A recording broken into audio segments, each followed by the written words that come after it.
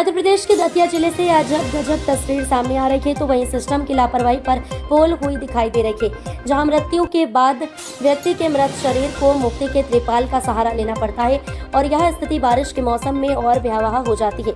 देखिए यह खास रिपोर्ट में दतिया में शासन के विकास के दावों की पोल खुलती हुई मार्मिक तस्वीर सामने आई है। भांडेर ब्लॉक की अस्टोड ग्राम पंचायत के मुरिया ग्राम में अवध कुंवर नामक महिला की मौत हो गई।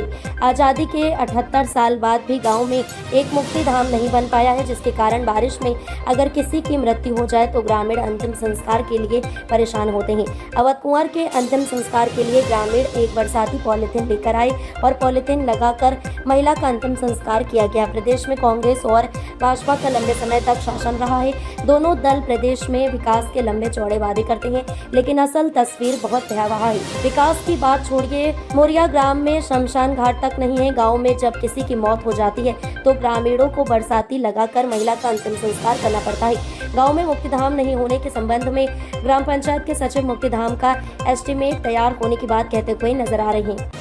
हेलो सर, मैं परवत सिंह हरवाल बोल रहा हूँ मुरिया से। यहाँ मरघटे में हमारे में कोई साधन नहीं है, कुछ भी नहीं है। हमने पन्नी लगा लगा के अपनी घरवाली को जलाया है। यहाँ कोई सरकारी कोई बोले है, कोई फायदा ही नहीं है। कोई सरकारी का कोई फायदा दे रहा है कुछ चीज़ की, कुछ मरघटा भी नहीं है हमारे यहाँ, कुछ भी नहीं है। पन्नी बारिश हो रही, पन्नी में लगा लगा के जलाई है हमने। कुछ साधन दो करो जो हमारा तो जैसा गुजरा सो गुजर ही गया। कोई और भी गांव के जाते हैं, उनको भी परेशानी पड़ेगी।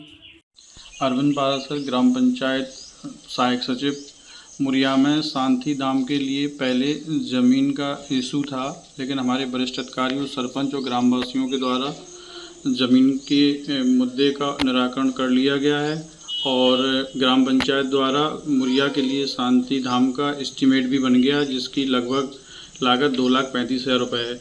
जैसी ही बरसात पूर्ण होती है उसके तुरंत बाद शांति धाम का काम भी पूर्ण करा दिया जाए।